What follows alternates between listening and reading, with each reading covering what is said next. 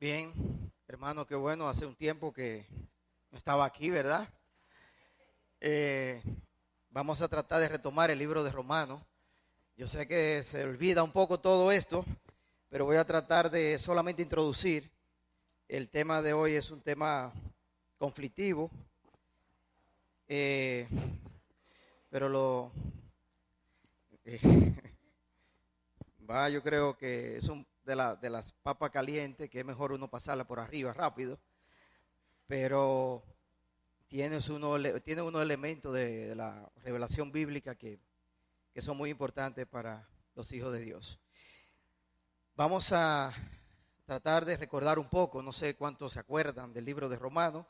Este es un libro que hay que verlo en su contexto. No me gusta separar mucho porque si no, entiendo que se puede malinterpretar algunos elementos, pero recuérdense cuál es el objetivo del libro, ¿verdad? El tema del libro está en el mismo libro, en el Romano 1:16, ¿se acuerdan? Porque no me avergüenzo del evangelio, pues es poder de Dios para la salvación de todo el que cree, del judío primeramente y también del griego. Porque en el evangelio la justicia de Dios se revela por fe y para fe, como está escrito, mas el justo por la fe vivirá. Este libro trata de aclarar que la salvación de Dios es por medio de la fe y que el justo es aquel que está confiando en Jesús para su salvación, ¿verdad? Esto fue lo que abrió los ojos de Lutero, lo que ha dado el gran avivamiento, lo que mueve a una persona, cambiar de la idea de que sus obras o su conducta o su forma puede llevarlo a Dios y cambiar ese concepto de que solamente Jesucristo es el camino para la salvación, ¿verdad? Vimos ahí en el capítulo 1 que la ira de Dios se revelaba ante todo lo que quieren detener su verdad. ¿Cuál verdad? Todo aquel que quiere detener la verdad de que Cristo es, ¿verdad?, la revelación final de Dios y que por medio de Él es que los hombres pueden ser salvos. Y ya si uno se va a la historia, porque de Jesús se habla desde el Génesis, dijo el mismo Jesús, cuando abrió las escrituras allí a lo de Maús, cuando Él se le apareció, y Él dice que comenzó desde la ley, los profetas, mostrando lo que decían de Él. O sea, el Antiguo Testamento habla de Jesús, apunta hacia Él. Y entonces Él hablaba de eso, y Él decía, bueno, todos los hombres que tratan de detener eso, reciben o van a recibir la ira de Dios. La ira de Dios, hablamos de ese momento de que hay una fuerza, de la misma pasión que Dios tiene de que la gente conozca al Señor. Cuando uno se interpone en ese medio, está recibiendo ese poder de Dios de forma inversa, porque nos estamos convirtiendo en opositores de la verdad de Dios. Esto es algo preocupante en la actualidad, muy, muy preocupante en la actualidad.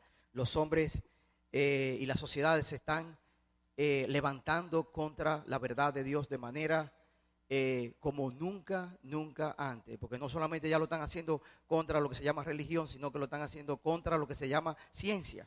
Están atacando la biología. O sea, no están pasando por encima de la biología para entonces quedar en el aspecto emocional, en el aspecto de la libertad de decisión. Tú eliges lo que tú quieres ser, no importa lo que tú quieres ser. No sé si saben lo que estoy hablando, pero es todo un movimiento que hay, que uno todavía no sabe, pero que en los países ya que ya se ha metido, ya uno tiene la forma que va a tomar.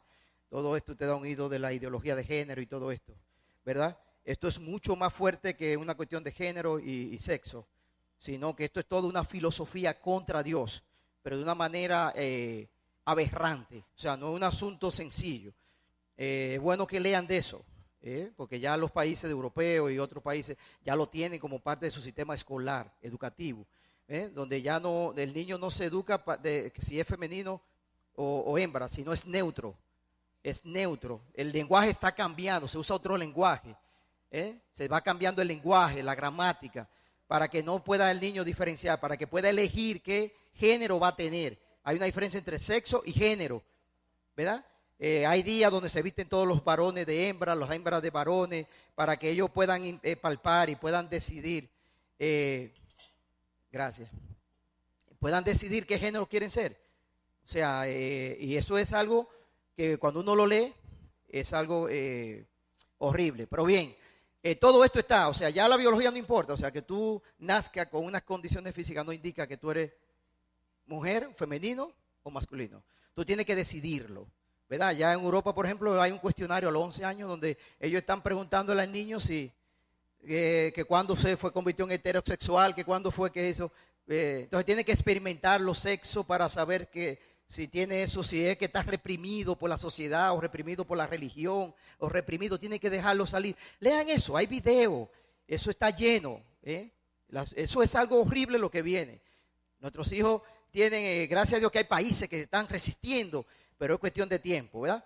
En Perú hay un movimiento que se llama No te metas con mis hijos, y han podido parar la ley de esto. Cuando ustedes oigan todo esto de ley de género, es mucho más que permitir que esto, ellos están detrás de por ejemplo, en Latinoamérica hubo todo esto de machismo, entonces ellos se meten detrás de la necesidad de la mujer y lo envuelven ahí, pero detrás viene todo el sistema del diablo, ¿ve?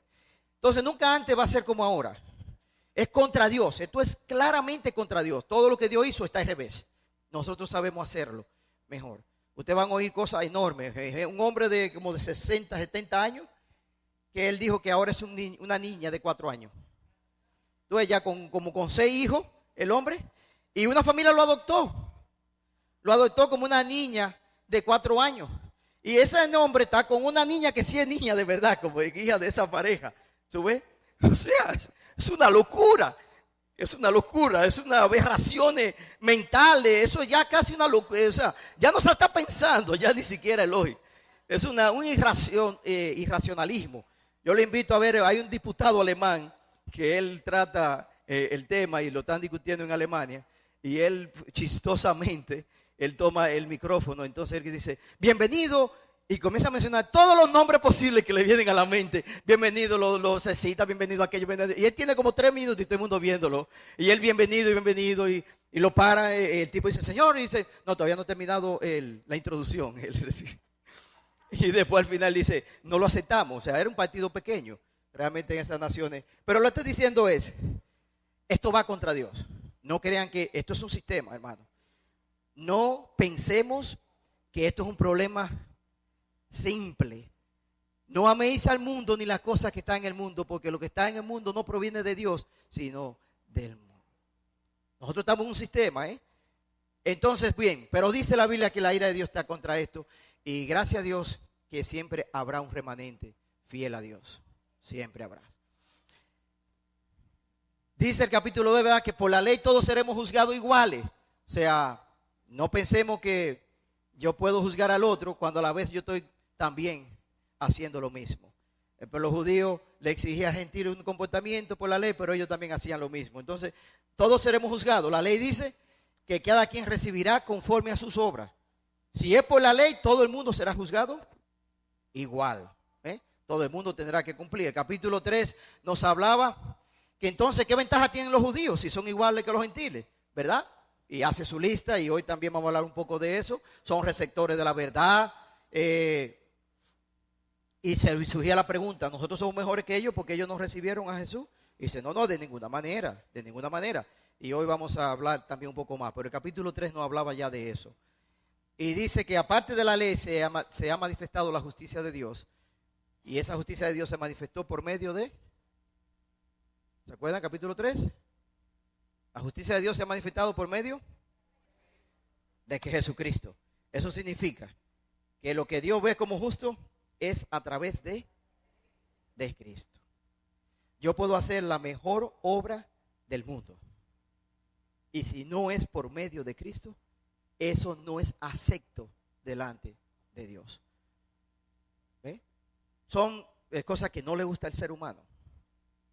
No nos gusta escuchar que Dios tiene, Él ha dicho cuál es el camino, pero hay un solo camino, hermano, no hay mucho camino, hay uno solo.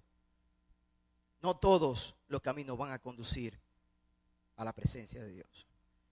No nos equivoquemos junto con este sistema social. Solamente Cristo es el camino, no hay más.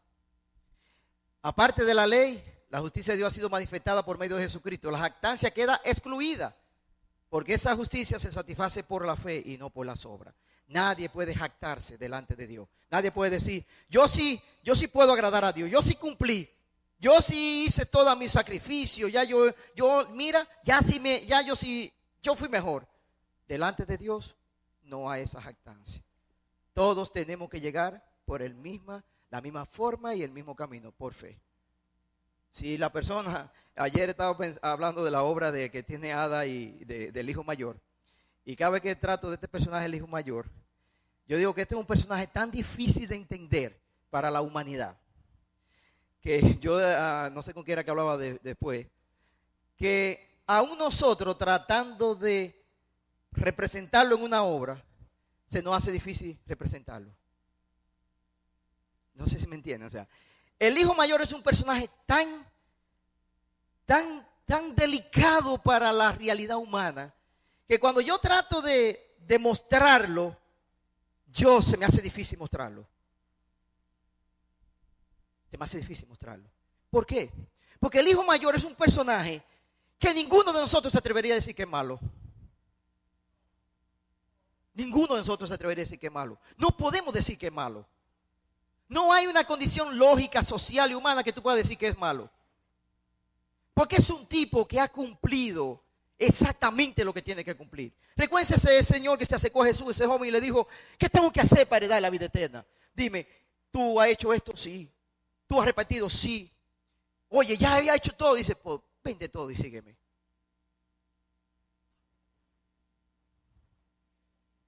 Este es un personaje que para que uno lo pueda mostrar tiene que enseñarle alguna falta. Pero el problema es que la falta de este personaje solamente se ve en el corazón. En su falta de amor para recibir al que estaba perdido. Él no lo pudo recibir como el Padre porque no amaba como el Padre. No podía. Pero en su forma era lo que todo padre quisiera tener. Ese es el hijo que todo padre quisiera tener. Es así, hermano. Este es el personaje que tú darías gloria a decir, mira, este es mi hijo. Mira, este es mi hijo Juan. Y representar a ese personaje para el corazón humano le es tedioso. Porque en el fondo todos nosotros, de una u otra manera, queremos ser como él. O somos como él. Entonces este es un personaje, esta maldad que está metida en el corazón humano no es tan simple, hermano. Porque ahí está representada con aquel vándalo sin vergüenza. Pero aquí está con este bueno. Y ahí está, pero la maldad está allá abajo. Profundamente metido. Bien. Pero la fe une todo esto. Se acabó, no hay jactancia. Y por eso es duro cuando uno oye, por ejemplo, a este hombre que era sicario de Pablo Escobar decir que él mató 250 personas. Y él anda por el mundo predicando a Cristo. Vino aquí, predica, va a la cárcel, predica, no predica. Entonces tú te sientas y le ves la cara, o la familia de los muertos, le ven la cara y dice, carajo, ¿y este se salvó? Pues no puede ser. Tú ves, quizá uno no lo dice, pero en el fondo, tú dices, eso cree, que eso es mentira, se va para el infierno ese, tú ves. ¿Dios puede salvar a alguien así? Eso es duro. Si también ustedes están diciendo, eso es duro. Pero bien, pues no hay jactancia, hermano. No hay jactancia. Después usted ha vivido bien su vida entera. Usted ha cumplido todo. Y está viendo ese mismo viene. Dice, ¿hay un paisano junto contigo? ¿Cómo? No. Bien. Esto es duro, hermano. Esto es duro. Palabras duras para el oído humano. Palabras duras. De verdad se lo digo, no es fácil. Hablar de estos temas es difícil, hermano, es difícil. Bien, el capítulo 4. Siempre fue el plan de Dios que fuera por fe. Hubo una confusión, pero Pablo lo resalta en Abraham. Fue justificado por la fe, porque le creyó a Dios y eso le fue contado por justicia, ¿verdad? El capítulo 5 dice, ahora por medio de la justicia revelada en Cristo, nosotros tenemos paz con Dios. O sea, aún toda persona que realmente está confiando en Cristo para que lo saque salvo de este mundo, ya tiene paz con Dios. No importa lo que haya hecho. Hay paz. ¿Y qué significa tener paz con Dios? ¿Quién es el juez, hermano? Todos nosotros podemos condenar a una persona. Todos nosotros. Podemos decir, usted es el culpable. El problema es que tú y yo no somos los jueces. Quien absuelve es Él. Y si Él dice, tú estás libre, tú estás libre. ¿Tú ves? Recuérdense lo que dijo el Señor Jesús allá. Que muchos iban a llegar y dijimos, mira, en tu nombre echamos fuera demonios, en tu nombre hicimos milagros, en tu nombre hicimos grandes cosas, hicieron por Dios. Y Él le dijo, pero yo no los conocí. Yo no los conocí, yo no sé quiénes son. Esto es más que esto, ¿verdad? Dice que, ¿verdad?, vino con Adán, muerto en Adán, pero vivo en Cristo, ¿verdad? La ley se introdujo en alrededor de nosotros para que el pecado sobreabundara, para que se hiciera manifiesto lo que había, ¿dónde? En nuestro corazón, porque la ley entonces nos descubre que el corazón tiene algo malo. Porque si no ve la ley, nosotros pasamos como buenos. Pero la ley descubre que hay algo ahí, que se resiste algo. Hay algo ahí, hay algo dentro de nosotros que está en conflicto, ¿verdad? Y ahí entonces dice que la gracia sobreabunda cuando abunda el pecado.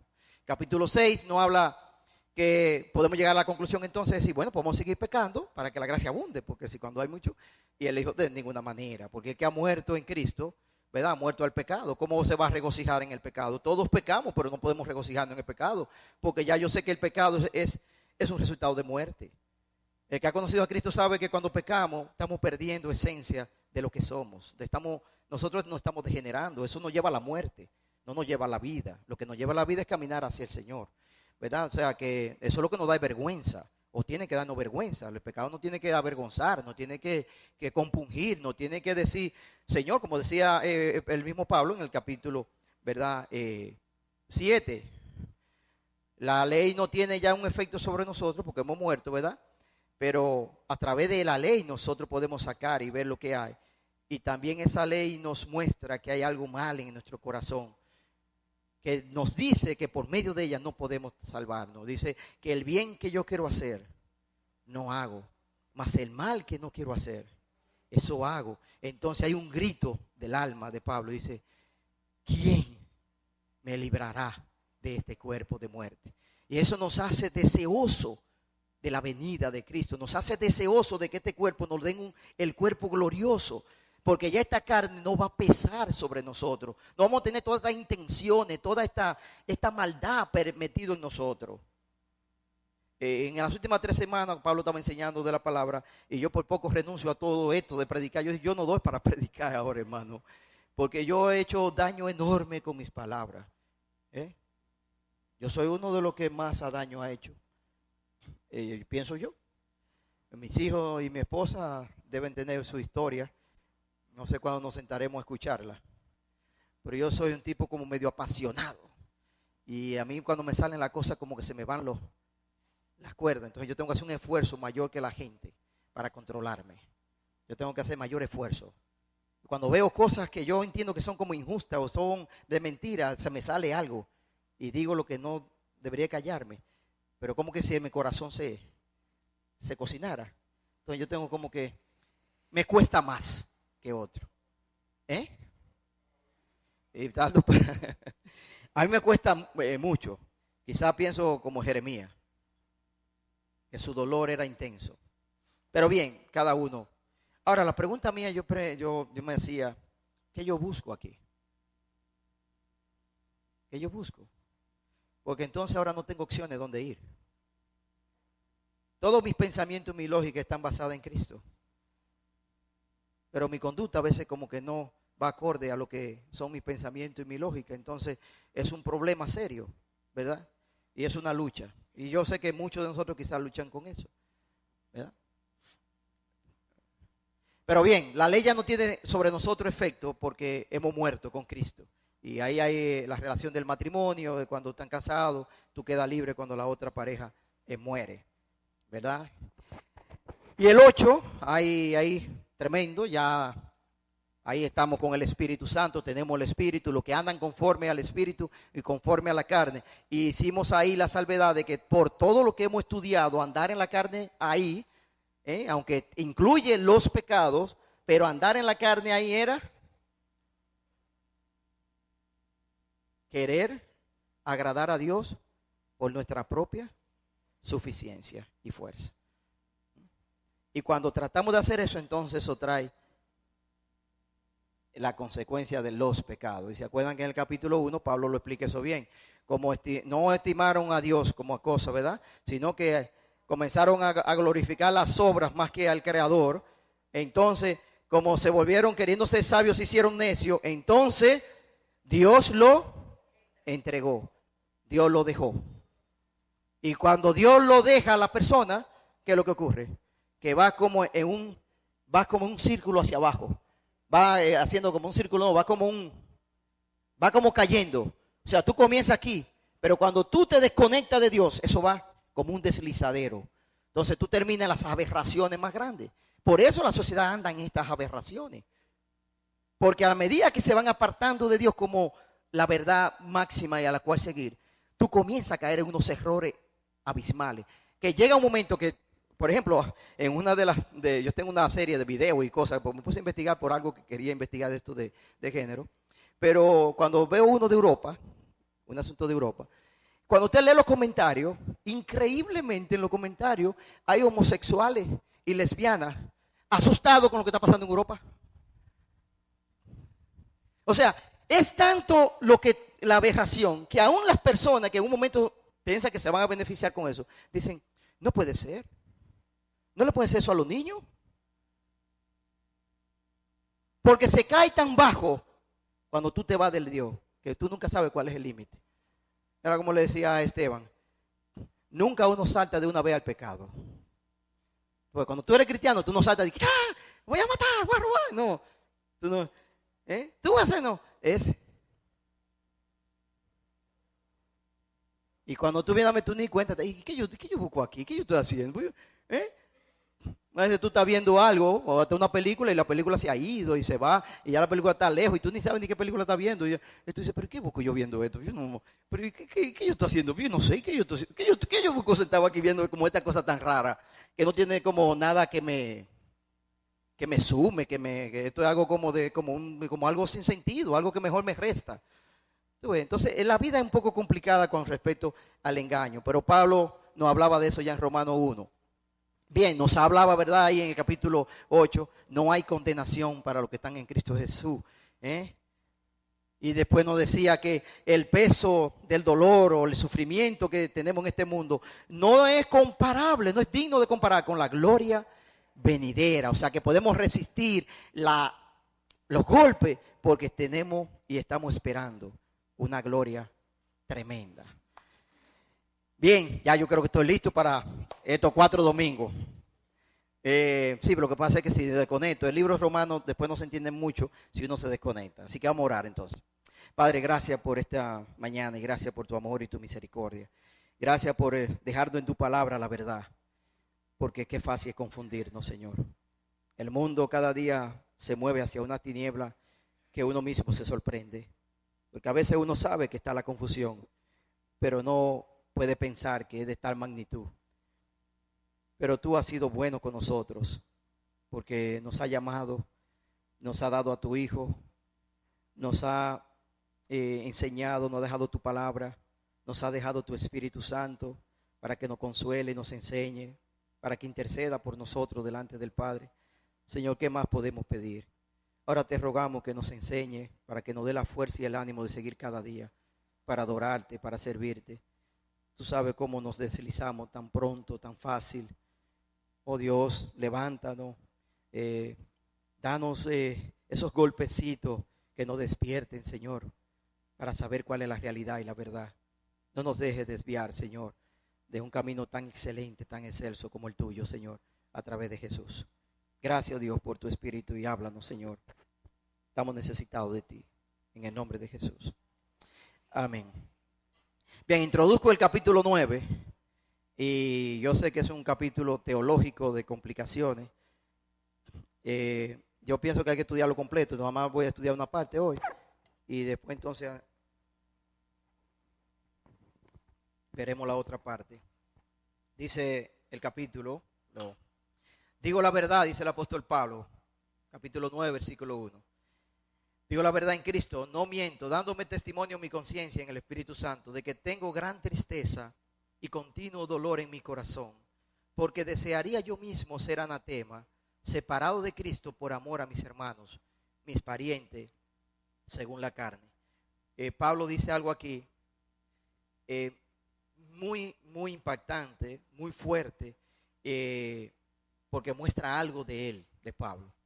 Esta porción, Pablo está haciendo referencia, ustedes saben que cuando Jesús vino a los judíos, el pueblo judío como nación no recibió a Jesús como el Mesías. Ustedes saben que el pueblo judío estaba desde el Antiguo Testamento esperando el Mesías. ¿Ustedes se acuerdan, verdad? O sea, desde la promesa del Génesis y después la revelación a Moisés y toda la revelación y las bendiciones que Dios le dijo a Abraham que iba a hacer en él, toda la nación iba a ser bendita, se está esperando el Mesías. Ese era el rey, es el rey victorioso que va a vencer, que va a implementar un reino de justicia. El pueblo judío lo tenía claro que iba a venir un rey así.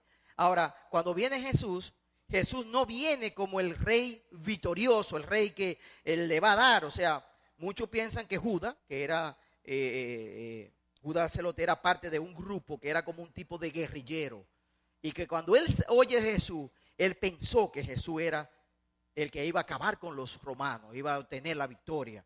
Y muchos piensan que parte de la decepción de él era que Jesús hablaba de voy a morir,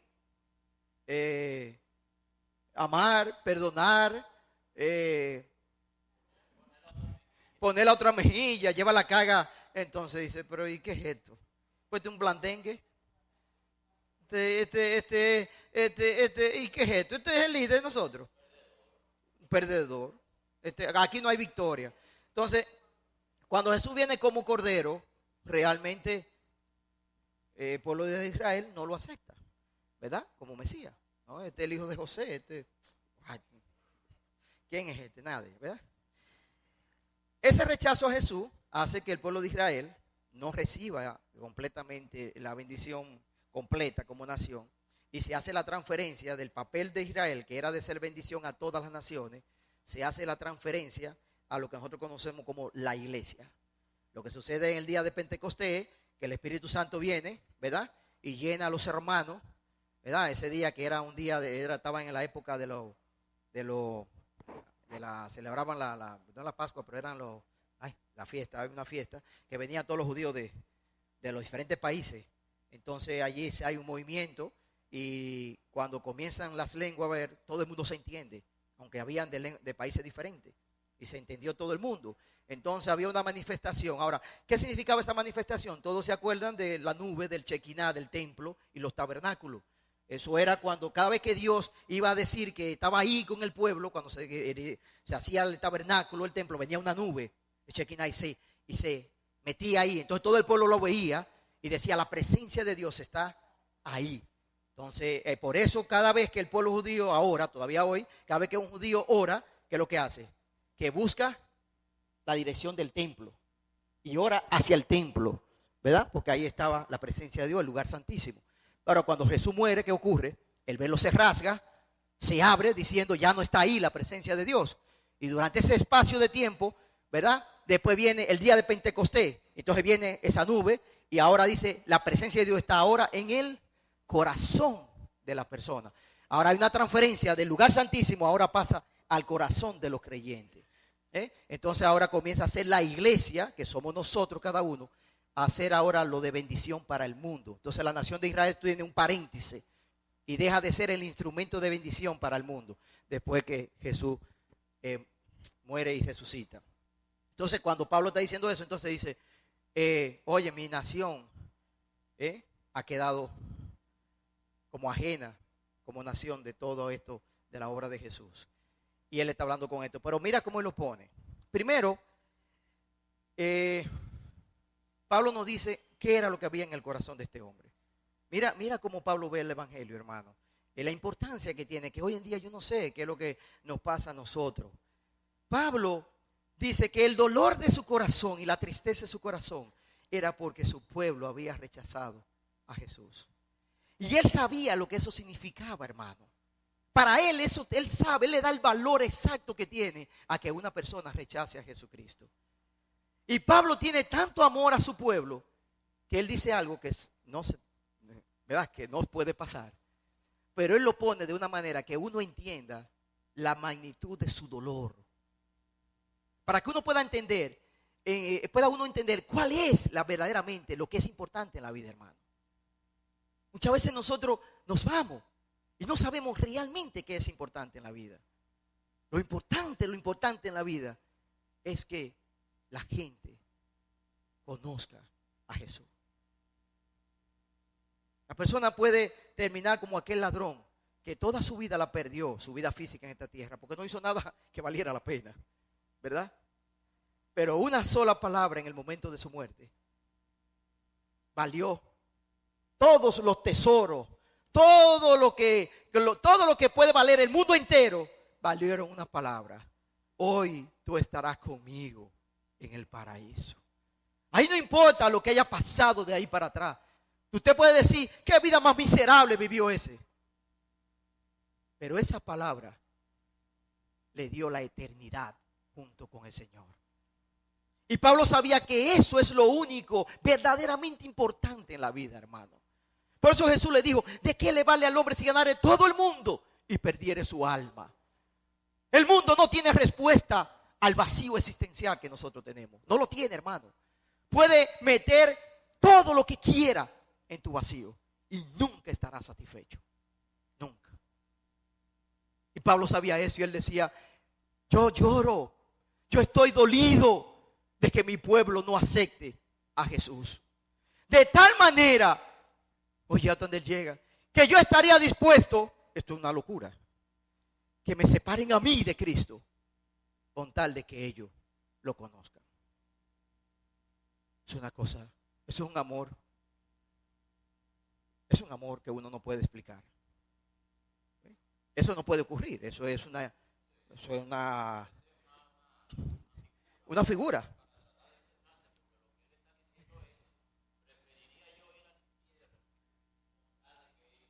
Que ellos se salvan.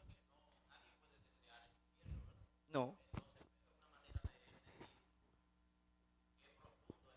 El amor que él tiene y el amor que él le tiene a ellos, que quiere lo que es bueno para ellos.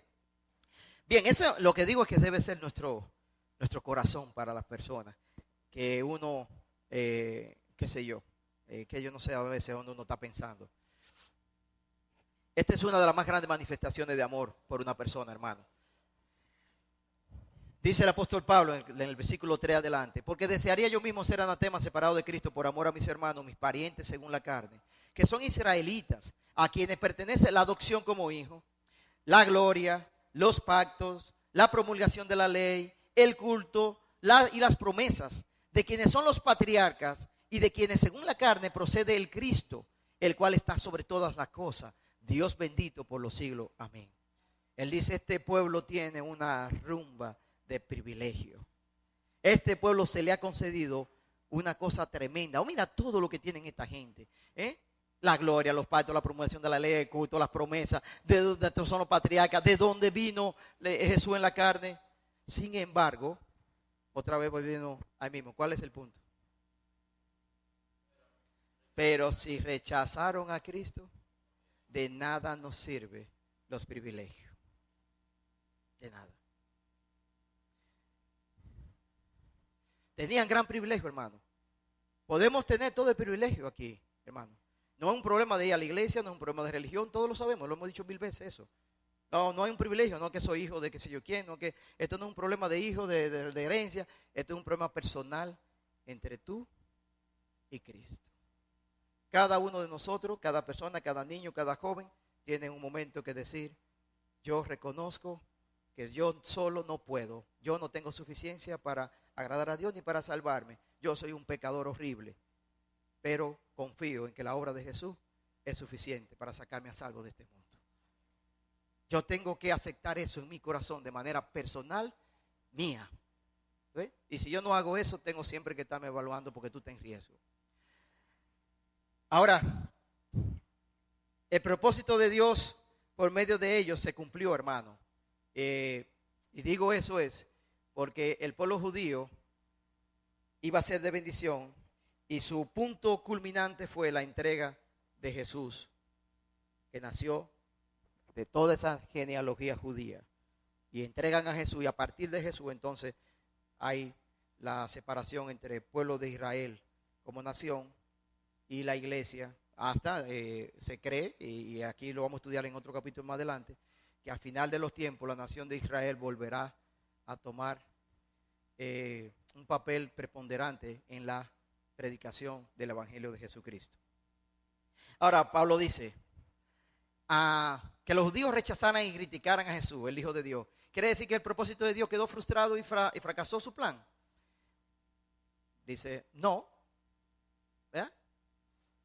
Dice el versículo 6 del capítulo 9. Pero no es que la palabra de Dios haya fallado, porque no todos los descendientes de Israel son Israel. Nunca ha sido algo físico. No tiene que ver, porque todos sabemos que no es un rechazo completo, porque todos los discípulos de Jesús eran ¿qué? Judíos. Eran judíos, ¿verdad? Ahora, como nación, hubo un rechazo a él. El plan de bendecir de Dios a todas las naciones por medio de la descendencia de Abraham se cumple en Jesús, ¿verdad? No solamente desde el punto de vista de la fe, de que Abraham representa el padre de la fe, sino también de que en la parte física Jesús, que es el que es bendición a todas las naciones, viene en la parte física del pueblo de Israel. O sea que se cumple en las dos, tanto en lo físico como en el aspecto de la fe, de los padre espiritual. Ahora él dice, no todos los israelitas según la carne son israelitas. Y él dice, bueno, si nos vamos a la historia, vamos a ver que ha sucedido algo en la historia.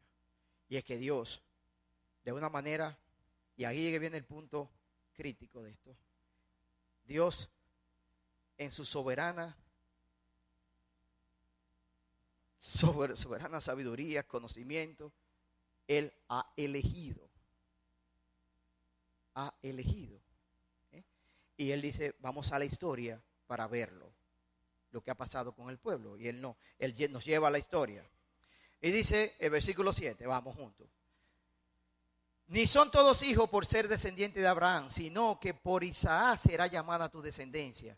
Esto es, no son los hijos de la carne los que son hijos de Dios, sino que los hijos de la promesa son considerados como descendientes. Él lo que está diciendo es aquí, mira, porque tú seas en la carne hijo de Abraham, no significa que tú eres descendiente de la promesa.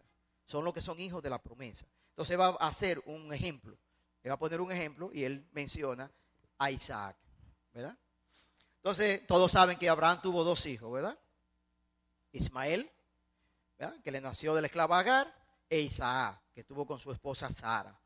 Los dos eran igualmente descendientes de Abraham en lo físico. Los dos eran descendientes de Abraham en lo físico. El origen, Ismael, era un origen que uno le dice origen natural, el origen de la carne. ¿Por qué el origen natural y el origen de la carne? Vamos a leer. En Génesis 16:1, Génesis 16:1 dice eso, oigan bien. Y Sarai, mujer de Abraham, no le había dado a luz hijo alguno. Recuérdense que Abraham le había dicho a Abraham que en su descendencia le iba a ser bendito a todos, pero el hombre tiene 90 y pico de años, la mujer ya no tiene menstruación, la mujer ya no tiene nada, entonces el asunto está feo. ¿Cómo vamos a tener un descendiente? ¿Eso es lógico? No es lógico. Porque ahí ¿cómo va a ser? ¿Y el óvulo cómo se va? No hay nada, eso no va a funcionar. Y dice, y tenía ella una sierva egipcia que se llamaba Agar. Entonces Sarai dijo a Abraham, he aquí que el Señor me ha impedido tener hijos. Llégate, te ruego, a mi sierva, quizá por medio de ella yo tenga hijos. Y Abraham escuchó la voz de Sarai. Todos saben que había una norma que si la esclava le tenía un hijo era como si fuera de la señora, ¿verdad? Y al cabo de 10 años de habitar Abraham en la tierra de Canaán, Sarai, mujer de Abraham, tomó a su sierva Agar, la egipcia, y se la dio a su marido, Abraham, por mujer. Y él se llegó a Agar y ella concibió, y cuando ella vio que había concebido, miraba con desprecio a su señora. Y así nace Ismael. Ismael nace de la lógica humana. Yo estoy tratando de resolver el problema. ¿Tú ves? Porque hay un problema. Yo voy a hacer, ¿y a dónde están los hijos? Pues déjame ayudar un poco a Dios con la lógica. Esto es la carne. Cuando yo estoy pensando de una manera natural de resolver el asunto.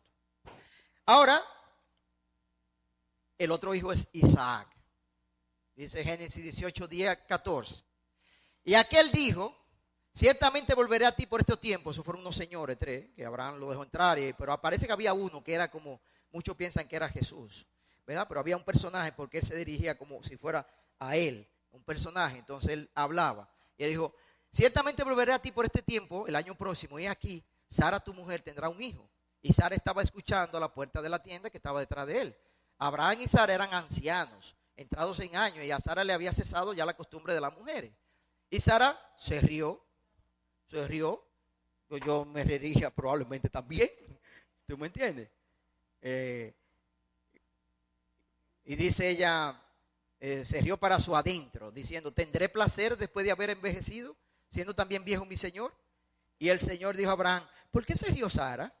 Diciendo, ¿concebiré en verdad siendo yo tan vieja? Ella se rió hacia adentro, pero el Señor sabe todo, ¿verdad? Y entonces, hay algo demasiado difícil para el Señor. Volverá a ti al tiempo señalado, por este tiempo, el año próximo, y Sara tendrá un hijo. Todos saben que así mismo ocurrió y nació Isaac. Ahora tenemos a Ismael y a Isaac. Los dos son hijos físicos de Abraham. Uno nacido, ¿verdad? Con la idea humana de ayudar a Dios para que tuviera un descendiente, para que fuera bendición. Y el otro es un milagro sobrenatural. Entonces, ahí no hay una intervención de Dios obligado, porque no había las condiciones físicas ni biológicas para que ella concibiera. Ahora, ¿qué pasa? Y el niño, Génesis 21:8, y el niño creció y fue destetado. Y Abraham hizo un gran banquete el día que Isaac fue destetado. Y Sara vio al hijo que Agar, la egipcia, le había dado a luz. Abraham, burlándose de su hijo Isaac. ¿Ustedes saben cómo son? Eso es parte de los muchachos. Ahí, parte del asunto. Entonces dijo Abraham, ella, Sara, echa fuera a esta sierva y a su hijo, porque el hijo de esta sierva no ha de ser heredero juntamente con mi hijo Isaac. ¿Verdad? El hijo de él, de Abraham. Mas Dios dijo a Abraham, y el asunto angustió a Abraham en gran manera por tratarse de su hijo. ¿Quién va a querer echar fuera a su hijo? ¿Verdad? ¿Quién va a echar fuera a su hijo? Y dice que anduvieron por ahí, parece, no la pasaron bien al principio, ¿verdad? Con su cosa. ¿Y quién quiere echar? Eso es inhumano, todo ese asunto. ¿Verdad? Eso es inhumano ese asunto, eso no es fácil esto. Por eso le digo, no es fácil digerir esta cosa. Mas Dios dijo a Abraham,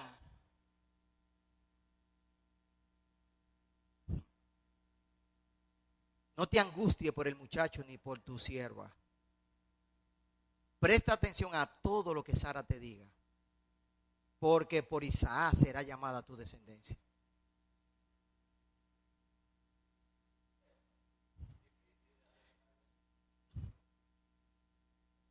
No es fácil. Dios ahí como que no es muy humanista, ¿no?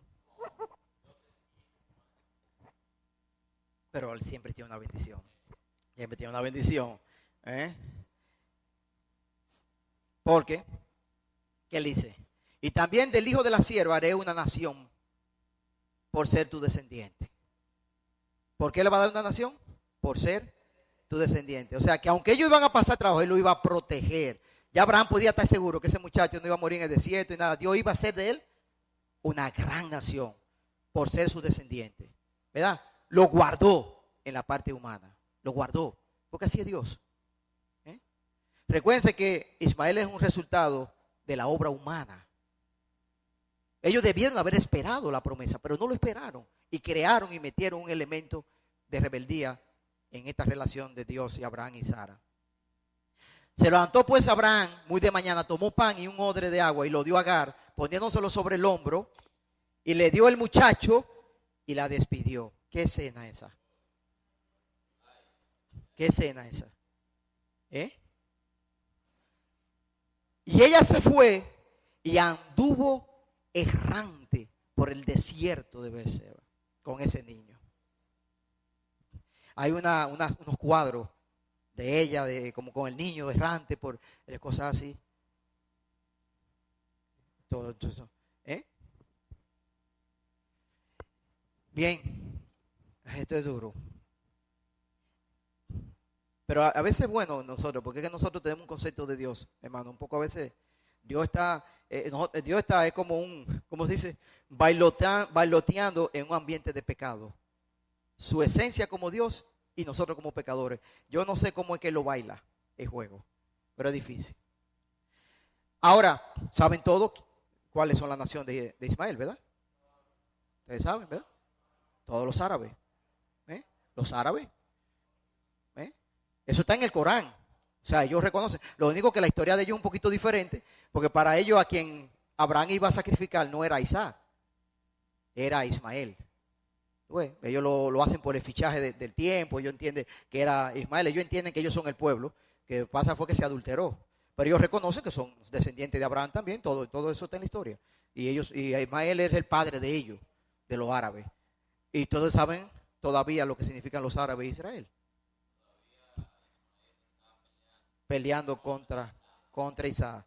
El pleito de Ismael y Isaac, todo lo que ustedes oyen ahí, que tiraron un cohete, una cosa, todo el que sabe lo que está pasando, sabe exactamente lo que está ocurriendo.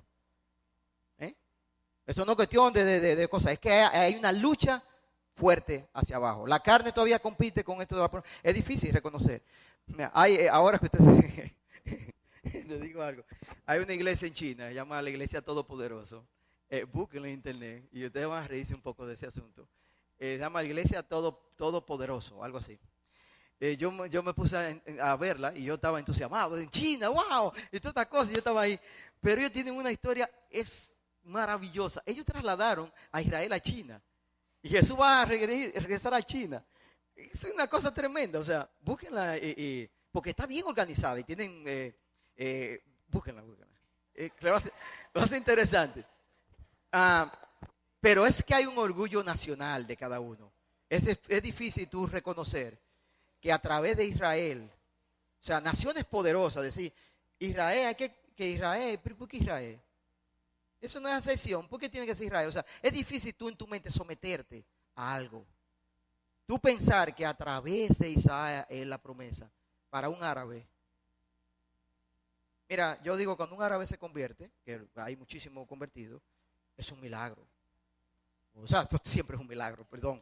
Pero, yo no sé qué es lo que iba a decir, pero siempre es un milagro la salvación. Pero lo que estoy diciendo es que un árabe enfrente eso.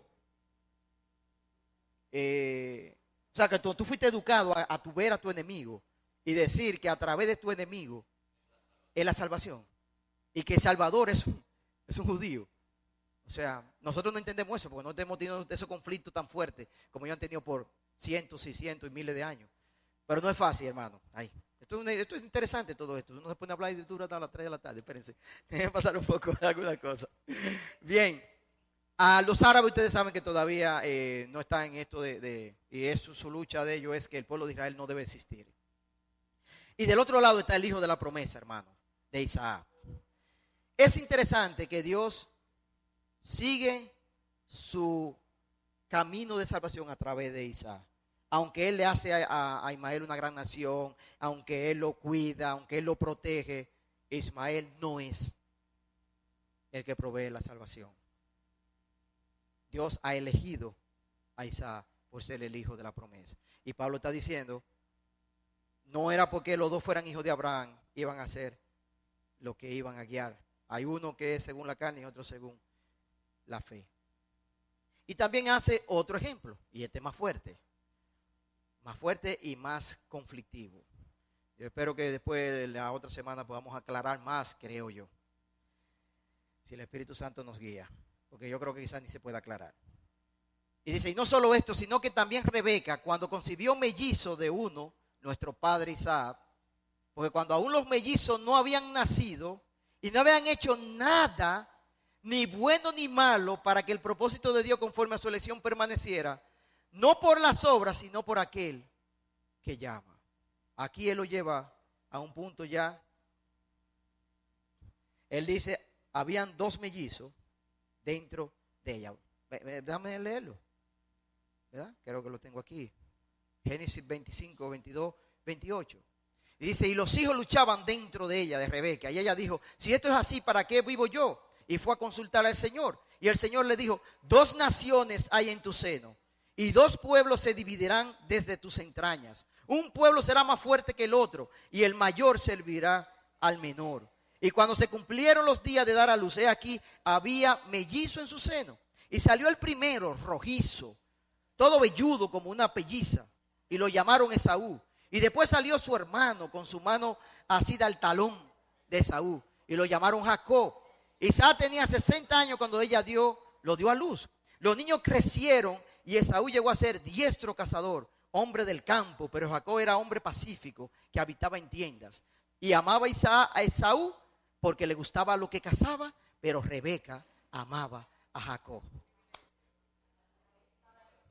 Ya ustedes saben lo bonito que fue ese hogar y ese crecimiento ahí.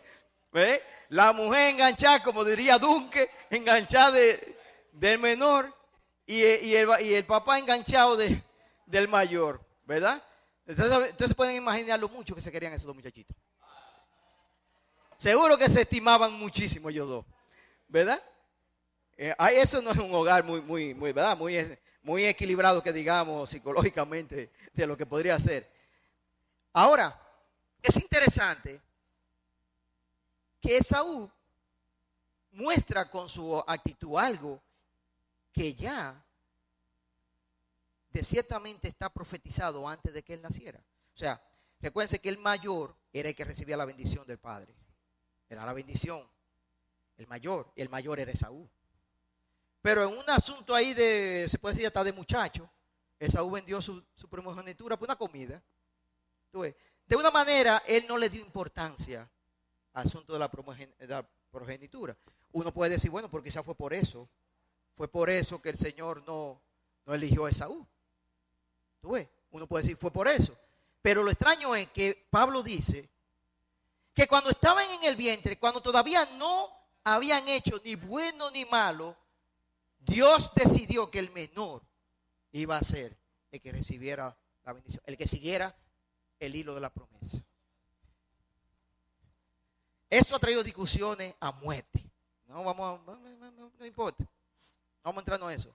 Ahora, aquí hay algo que escapa de lo humano, hermano. Y esto es lo que quiero solamente que nos vayamos entendiendo.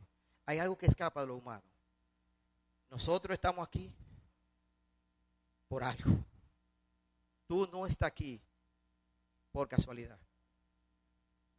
Todos nosotros somos parte de un plan que está en la mente de Dios. ¿Cómo entenderlo? No me pregunte, que tampoco, ¿verdad? Yo no entiendo nada. Y ahorita le digo algo con respecto a eso. Dice esta porción, que es parte de la contradicción, que dice que yo amé a Jacob, pero a Esaú aborrecí. Pero estaba en el vientre. ¿Ve? Y como que ahí que viene mal conflicto. Antes de entrar un poquito a eso, tenemos que entender a veces que el judío, cuando habla de aborrecimiento, cuando está en contraste con otra cosa, lo está hablando en el sentido de preferencia. De preferencia, o sea, amé más a que este. Es como si dice, yo amé más a Jacob que a Esaú. En el caso de Esaú fue más completo, porque realmente el pueblo que surge de Esaú son los edomitas, Edom.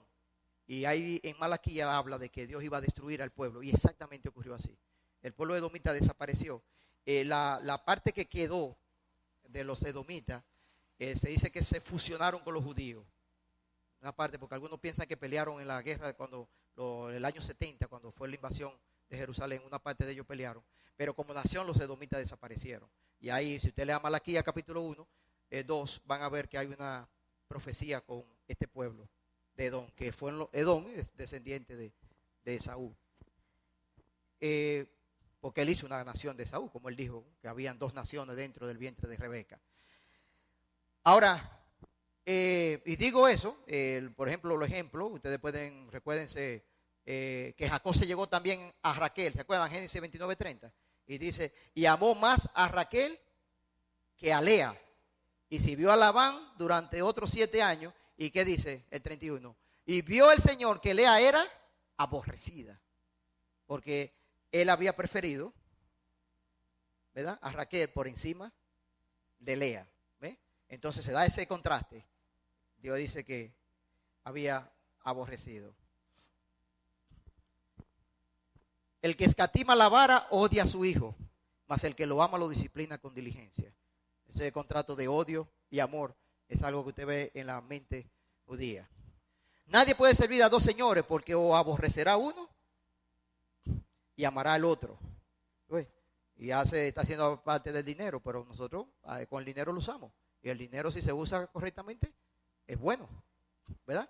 No tiene nada de malo. Pero habla de aborrecer, o sea, lo estoy diciendo que tú no te aborreces el dinero, de que no lo toco, yo no toco ese dinero, no le pongo la mano a ese dinero, tú no dices eso, ¿ves? Sino que hay un asunto de preferencia, o sea, no puede preferirle el dinero por encima de Dios, ¿verdad? Si alguno viene a mí y no aborrece a su padre y madre, a su mujer e hijo, a sus hermanos y hermanas, y aún hasta su propia vida, no puede ser mi discípulo. Todos sabemos que eso no tiene un asunto, ¿verdad?, literal completamente. Dada esa de explicaciones, podemos entonces pasar a conclusiones. Decirle a un judío que los árabes no son descendientes de Abraham, lo entienden bien. Aunque era hijo, son descendientes de un hijo de Abraham, como Ismael. Decirle a un judío que los edomitas, que son descendientes de Saúl, no son parte de la descendencia de Abraham, para ellos sería muy entendible. Ahora, decirle a un judío que ellos no son descendientes de Abraham, sí tenía consecuencias fuertes. Y ese era el mensaje de Pablo a ellos. Si ustedes no buscan por la fe, no son descendientes de Abraham. Lo son en la carne, pero no en lo espiritual. Lo otro es, la promesa no fue por lo físico, hermano. Nunca será por la parte de la carne. La promesa es por la fe. Recuérdense el tema del libro, Todo concluye que es por la fe. Todo lo que tú y yo hacemos aquí es si tú has creído en el Señor Jesucristo. Todo. Jacob, hermano, no era mejor que Esaú. Aunque Esaú vendió la progenitura, léense las artimañas de Jacobito. Y de la mamá. Que no era fácil tampoco. Búsquenlo para que ustedes vean los truquitos de ella. Y los ganchitos y la cosa. Para que ustedes vean lo buena gente que son. Búsquenlo. Que ahí no hay de que, no, que por Esaú era. Jacob no era mejor que Esaú. No. Yo sé que, hermano, para poder justificar y no tener que decir que Dios eligió soberanamente y que está en la mente de Dios y dejarle a Dios su cosa, porque todos sabemos que todos somos culpables. Lo voy a decir ahora un poquito, porque aunque vamos a seguir hablándolo después, pero el caso es que para no decir, de hablar de esa soberanía de Dios tiene sobre las cosas, que le choca a uno a los humanos, porque quisiéramos tener nosotros el control y no Dios. A veces nosotros no queremos aceptar simplemente lo que está. Pero el caso es que Jacob no era mejor que Saúl. No nos llevamos con esa idea. Porque el muchachito no era fácil. O sea, él sería un mercadólogo tremendo hoy. El tipo, mire, cuando él volvió otra vez para allá, envió regalos y envió cosas, endulzando al pobre hermanito. Lo embrujó al hermano para que el hermano lo aceptara. Asustado como un loco. Pues ahí sabía lo que había hecho. Y él le jugó limpio al pobre hermano. Él no lo jugó limpio y lo endulzó al pobre hombre. Al fin y al cabo que no era fácil. O sea que no sabemos que es una gracia de Dios para Jacob, que no sabemos por qué. No sabemos por qué. Tú sabes, hay alguien que dice, no, voy a dejar esto de último. Vamos a terminar con el capítulo. La conclusión, la carne representa los esfuerzos humanos, hermano, y la promesa a los hijos de fe. Cada vez que nosotros estamos tratando de armar nosotros nuestra vida y buscando todas esas artimañas que nosotros usamos, yo siempre digo algo, y es que ¿por qué falta tanto un elemento en la iglesia moderna? Y es porque quizás esta parte se nos está yendo. Mira, y lo estoy diciendo por mí, ni siquiera estoy pensando en mí ahora. ¿por qué mi vida de oración se ha puesto tan pobre? Tan mediocre. Y yo digo algo, hermano, ¿saben por qué? Cuando uno se siente suficiente, uno deja de ir a estar delante de Dios. Uno no se arrodilla y dice, Señor, tú eres el que tienes todo, abre las puertas. Pablo decía a los hermanos, oren para que el Señor me abra puertas. Nosotros hemos perdido, nosotros vivimos con una tumba de estrategia, de técnica y de cosas que vamos a hacer y de cosas. Y cada día tenemos menos tiempo delante de Dios diciendo, Dios, abre puertas. Porque así como Sara quizás se reía, ¿y cómo? ¿Esto es imposible? Y dice, no hay nada imposible para Dios. Hay cosas en la vida que nosotros quizás estamos peleando, pero que si nos ponemos en los brazos de Dios, quizás Dios nos abre la puerta y vemos grandes cosas. Pero ¿por qué no oramos? Porque pensamos que somos suficientes. No vamos a donde Dios a decirle, Señor, danos la fuerza. Yo a veces me veo con los muchachos peleando más en la carne que con el espíritu. En vez de estar, Señor, los muchachos son tuyos. Abre las puertas, abrázalo. Yo andaba por el mundo, por ahí, y nadie hablaba de ti. Y tú me encontraste, tú fuiste y me buscaste. Yo no te estaba buscando. ¿Por qué yo dudo de que tú vayas a buscar a mis hijos y los vas a abrazar? ¿Por qué dudo? ¿Por qué mi incredulidad? Déjame confiarme en ti, pero tengo que depender de Él y eso es lo que no quiero.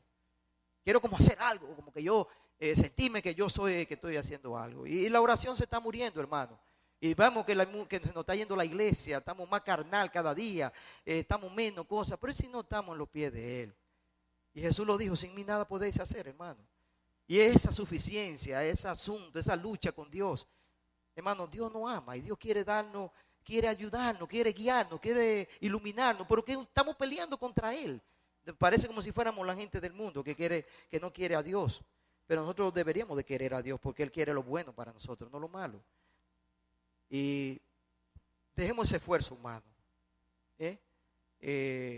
y vamos a aceptar la gracia que el Señor nos ha dado. Una vez dicen a Spurgeon, un gran predicador inglés, se le acercó a alguien sobre este versículo de a Jacob amé, Esaú aborrecí, y le dijo a alguien, no sé si fue hembra o varón, pero le dijo, mira, yo no entiendo ese versículo. Y él dijo, yo tampoco. Pero después de un momento, él dice que él le pregunta a la persona, ¿por qué tú no lo entiendes?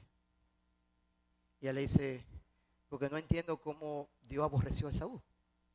Él dice, no, entonces no lo entendemos por cosas diferentes.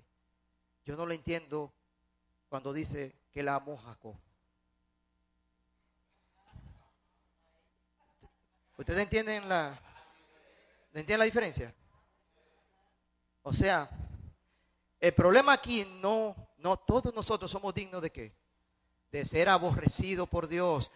Otra vez, el hijo mayor, quitémoslo. Somos el rebelde menor. Todos somos aborrecibles, hermano. Todos merecemos ¿qué? Ciertamente si comen de eso, van a morir. Todos nosotros heredamos ese pecado, todos deberíamos ir al infierno. Ahora, la pregunta es, ¿por qué amó? ¿Por qué? Y yo quiero que tú te hagas preguntas para ti. ¿Por qué yo? Tú y yo no somos mejor. Hay gente que son 1000 veces mejores que nosotros, allá afuera. Personas que actúan y hacen cosas maravillosas, cosas grandiosas, gente tremenda. Y cuando Pablo decía de todo esto, yo decía, ¿por qué yo? ¿Qué yo busco aquí? Un infeliz que siempre está luchando con lo mismo y que como que no siempre estoy en la misma cadena, con el mismo gozo. No sé. ¿Por qué tú? Me gustaría que mientras tomamos la cena, tú pienses, ¿por qué yo? Porque yo he sido amado de Dios. Porque yo no lo merezco. ¿Por qué yo? Quizás eso nos ayuda a motivar un poco el valor de la obra redentora de Cristo para nosotros. ¿Por qué yo? Siempre va a ser una pregunta y quizás no sé si le puede hacer esa pregunta a Dios si lo veo. ¿Por qué? Eso es algo que está ahí en el corazón de Dios y su mente. Vamos a orar y voy a leer Corintios para que podamos compartir. Y vamos a pasar solamente unos minutitos para recordar, sabiendo que Jesús, su obra es aplicable a través de la fe y que está disponible a todo el mundo. Sin embargo, unos pocos, sus ojos se le aclaran y pueden recibir la gracia del Señor. Porque yo recibí del Señor lo mismo que os he enseñado, que el Señor Jesús, la noche en que fue entregado, tomó pan y después de dar gracia lo partió y dijo: esto es mi cuerpo que es para vosotros. Haced esto en memoria de mí. De la misma manera tomó también la copa después de haber cenado, diciendo: esta copa es el nuevo pacto en mi sangre. Haced esto cuantas veces la bebáis en memoria de mí. Porque todas las veces que la comáis este pan, que comáis este pan y bebáis esta copa, la muerte del Señor proclamáis hasta que Él venga. Padre, gracias por tu palabra. ¿Por qué yo? ¿Por qué ha amado lo que ya no merecía ser amado? ¿Por qué diste tu hijo por lo que ya no te quería a ti? Como dice tu palabra, cuando éramos enemigos tuyos fue que tú entregaste a tu hijo. ¿Por qué? Tu corazón es sorprendente. Mis obras no son, lo que hacen es que me acusan y a veces me quita el ánimo y hasta me deprime. Pero solo saber que tú abriste mis ojos para entender que Jesús es la única oportunidad de mi vida, no me tiene cautivado, Señor. No tengo dónde ir que no sea tú, Señor. Y mi vida quiero entregarla en mano tuya cada día para que tú hagas tu obra en mí, Señor. Y eso ruego por cada hermano, por cada persona aquí, Señor. Si alguien no te conoce y está aquí, es porque tú le estás llamando, Señor. Toca su corazón para que pueda abrir sus ojos y pueda conocerte, Señor. En Cristo es que está la vida. Que resista el deseo de querer agradar por su obra y su carne y sus hechos, y que se lance en los brazos de Jesús para creer que en Él hay salvación. Obra en nosotros, Señor, y ahora permítenos pasar este momento contigo, recordando y haciendo memoria, sabiendo que tú vienes por nosotros, pero también recordando de que tú nos has amado y nos has abrazado de una manera muy especial. En el nombre de Jesús, oh Dios, te lo pedimos. Amén.